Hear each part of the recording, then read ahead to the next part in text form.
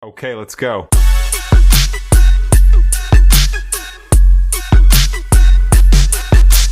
Hello, everyone, and welcome back to your favorite English channel. Today, we're going to talk about some very common English mistakes that many students make and how to fix them. This lesson is called Stop Saying This in English, Say This Instead.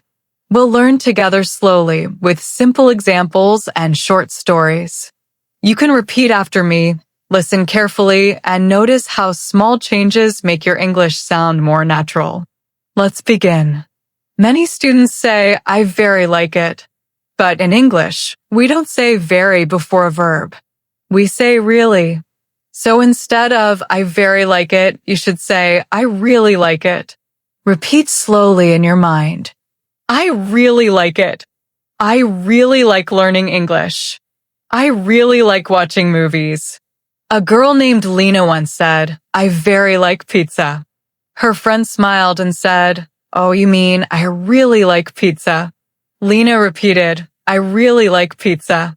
It's a small change, but it sounds much more natural. Now let's look at another mistake. He go to school every day. When we talk about he, she, or it, we add an S to the verb in the present tense. So we should say he goes to school every day. Listen again. He goes to school every day. She studies English online. He plays football on Sundays. Small words make a big difference. Now listen to this one. She can dance. In English, we never use the word to after can. We say she can dance. We also say I can speak English or he can cook very well. At a party, a boy said, My sister can sing. His friend smiled and said, You don't need the word to. Just say she can sing. The boy laughed, Oh, she can sing.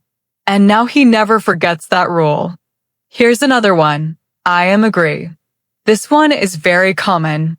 In English, we don't say I am agree. We just say I agree. Because agree is already a verb, we don't need am. Listen carefully. I agree with you. She agrees with her friend. We all agree. Ben and Anna were watching a movie.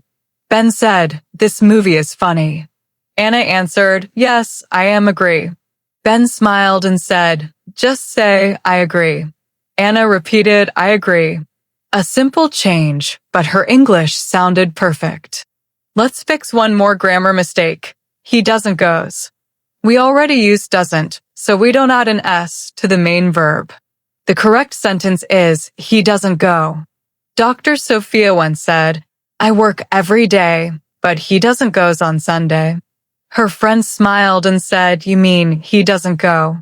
Dr. Sophia laughed, Right, he doesn't go. Remember this. After doesn't or don't, we use the simple verb. Say, she doesn't like coffee. He doesn't eat breakfast early. Good. Let's keep going. Another common one, I didn't went. After didn't, we also use the base form of the verb. We don't say went, we say go. So the correct sentence is, I didn't go. George once said, I didn't went to work yesterday. His teacher smiled and said, You mean I didn't go? George laughed, yes. I didn't go. It's okay to make mistakes. That's how we learn. One more quick fix. She is more prettier. We don't use more with adjectives that already end in er, so we say she is prettier. We also say this book is better, not more better, and today is colder, not more colder. Lena once said, This dress is more prettier. Her friend smiled and said, Just say prettier. Lena repeated, This dress is prettier. It sounded simple, confident, and natural. Now let's move into something new, natural phrases for everyday talk. Many English learners use sentences that sound correct, but they don't sound natural. Let's fix that. A common one is, I'm boring. If you say, I'm boring, it means you make other people bored.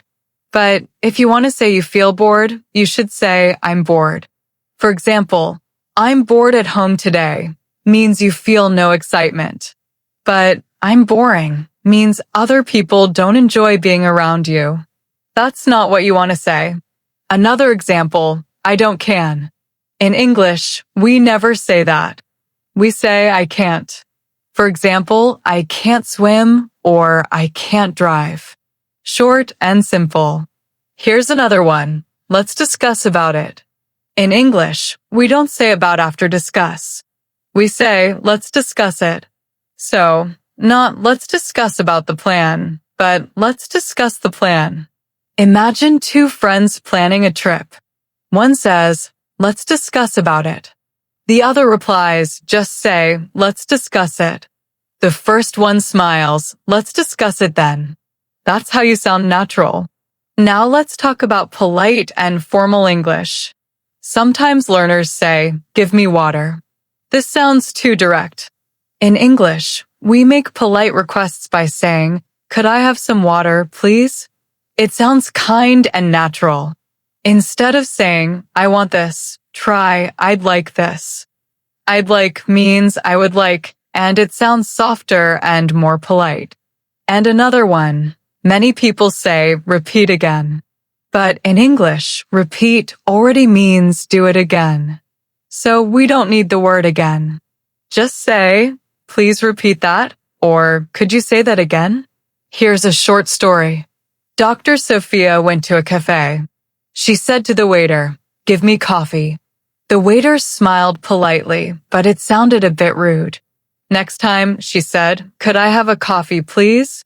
The waiter smiled warmly and said, of course. Small words can make your English sound kind, polite, and professional. Being polite in English is not only about grammar, it's also about culture. When you add please, thank you, could I, or would you, it shows respect. It helps people feel comfortable around you. So remember, don't say, give me water. Say, could I have some water, please? Don't say, I want this. Say, I'd like this. Don't say, repeat again. Say, please repeat that. Now, let's pause for a quick review. We've learned how to fix 10 grammar mistakes, how to use more natural phrases, and how to sound polite in everyday conversation. These are small, simple changes, but they make your English stronger and smoother. You're already doing great. Each time you learn a new phrase, repeat it out loud, slowly, and clearly. Your brain needs to hear and feel the rhythm of real English. In the next lesson, we'll move to part 2 of this series. We'll look at more natural English expressions, how to pronounce them clearly, and how to express your real feelings with confidence.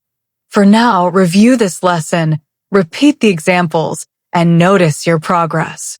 Every word you practice brings you one step closer to speaking English naturally.